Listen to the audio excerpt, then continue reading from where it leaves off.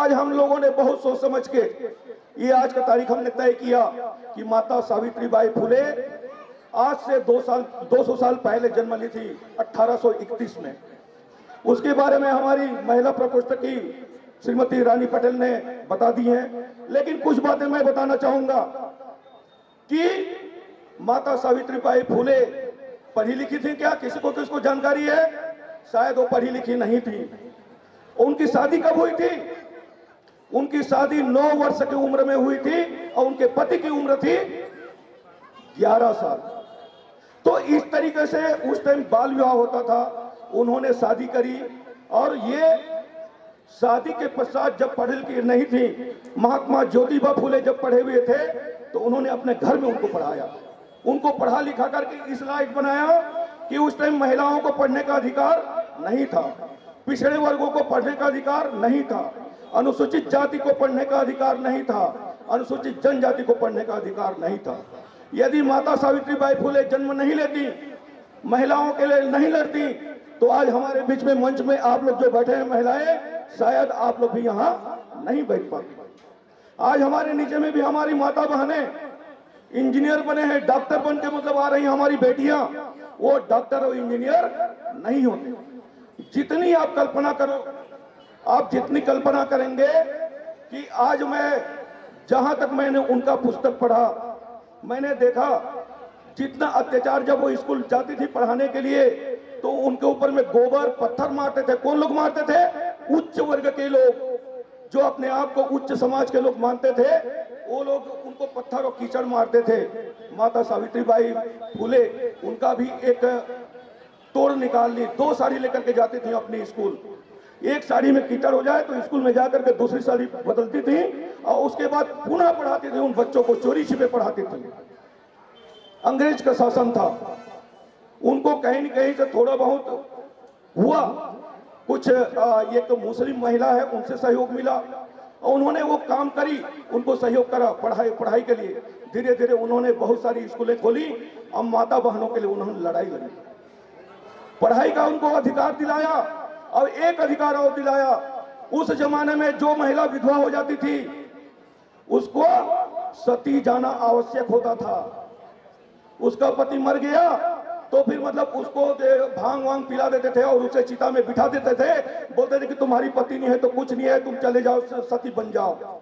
इतना अत्याचार और अन्याय होता था। एक बात और बताऊं, आपकी रूह कांप जाएगी कि आपको, महिलाओं को है या पुरुष को है, अनुसूचित जाति जनजाति के लोगों को उस टाइम सड़क में भी चलने का अधिकार नहीं था। यदि वो चले तो पीछे में झाड़ू बांधा जाता था। आप उसकी कहानियां पूरी निकालिए और पढ़िए। पीछे में झाड़ू पहनाया जाता था और जब थूकते थे तो थूकने के लिए जमीन में नहीं थूक सकते, यहाँ पे मटका बांधा जाता था उनके गले के अंदर। इतना अत्याचार किया जाता था। जब वो गली में चले, छाया भी पड़े तो उसमें पानी छींट करके उसको साफ किया जाता था। तो इतनी अत्याचार सह करके वो माता सावित्रीबाई फुले, मैं जहां तक समझता हूं कि हम लोग वहां पे इसलिए आज माता शाकंभरी की पूजा किए कि आप लोग वहां पे माता शाकंभरी का भी दर्शन करें और माता सावित्रीबाई फुले के करें। मैंने देख रहा था, मैं उधर से जो भी गली में आते थे सीधा आकर के कुर्सी में बैठते थे। हमारा एक परम धर्म होना चाहिए। अब माता शाकंभरी कौन है? दुर्गा की रूप है।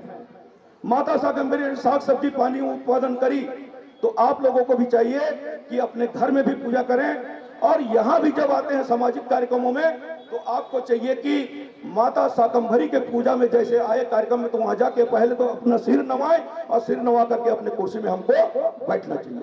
क्या हम लोग इसका पालन करेंगे? हाँ या ना? करेंगे तो आज के बाद जहां भी कार्यक्रम होगा शाकंभरी माता का, हमारे समाज का, माता शाकंभरी के चित्र के सामने में जाके हम पहले नतमस्तक हो, प्रणाम करें, उसके बाद अपने सीट में आकर के बैठे। ये हमारा संकल्प होना चाहिए। सही है? बोलिए शाकंभरी माता की, जोर से हाथ उठा के बोलिए शाकंभरी माता की। श्रोता और वक्ता में 2 चीजें होनी चाहिए।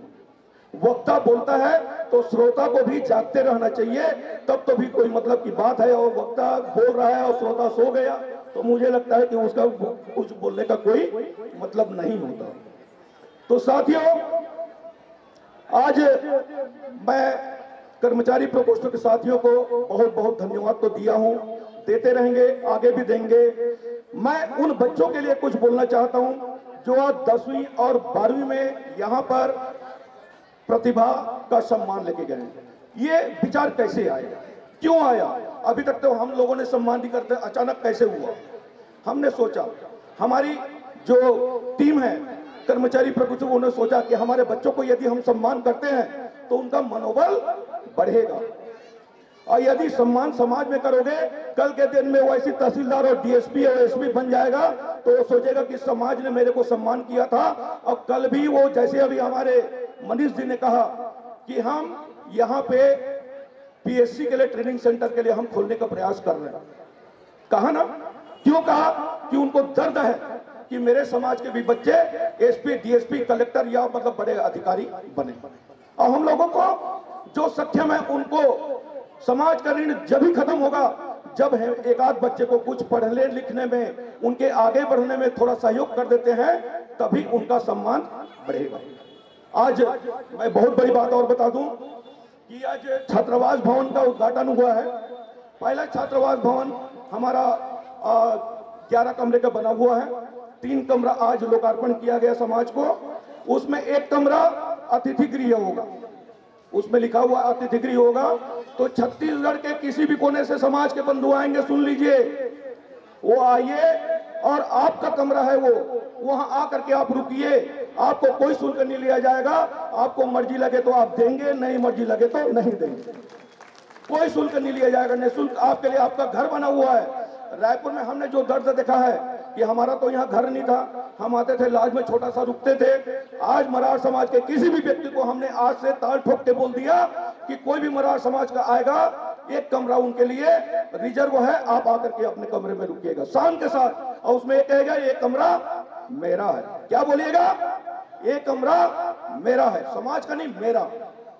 तो ये है 2 कमरे बच्चों के लिए और हमने समर्पित किया। अब हमारा आज एक संकल्प सबको मिलकर लेना है। क्या लेंगे आप? कुछ संकल्प समाज के भला के लिए कह रहा हूं मैं, संकल्प लेंगे आप? आज माता सावित्रीबाई फुले का दिन है। माता सावित्रीबाई फुले ने बच्चों के लिए स्कूल खोला, तो क्या आप बच्चों के लिए कुछ करना चाहेंगे? अपने समाज के करना चाहेंगे? हाँ या ना? जोर से। बहुत अच्छी बात, बहुत अच्छी बात। तो आज से हम संकल्प लें कि रायपुर शहर में पहला काम अब हमारा एक लक्ष्य है। जब मैं अध्यक्ष बना उसके पहले भी मेरा लक्ष्य था, मैं सबसे पहले बच्चों के लिए यहाँ रायपुर में हॉस्टल बनाऊंगा। और मेरा बहुत सौभाग्य है, मेरे कार्यकारिणी जो बनी 1.5 साल के अंदर इस कार्यकारिणी ने हॉस्टल बना के दिया। अब मैं दूसरा संकल्प आज फिर लेता हूं सब आप लोगों के सहमति से कि रायपुर शहर में हम लोग कन्या छात्रावास बनाने का संकल्प लेंगे आज। और ये 2-2.5 साल के अंदर हमारा संकल्प रहे कि हमारी बेटियों के लिए भी छात्रावास रायपुर में हो, जो उच्च शिक्षा के लिए कोई भी अब हाथ दूसरी जगह में किराए के भवन के लिए न रहे। इस काम को संकल्प करने के लिए आज से और अभी से हम लोग गति पकड़ना चालू करें। इस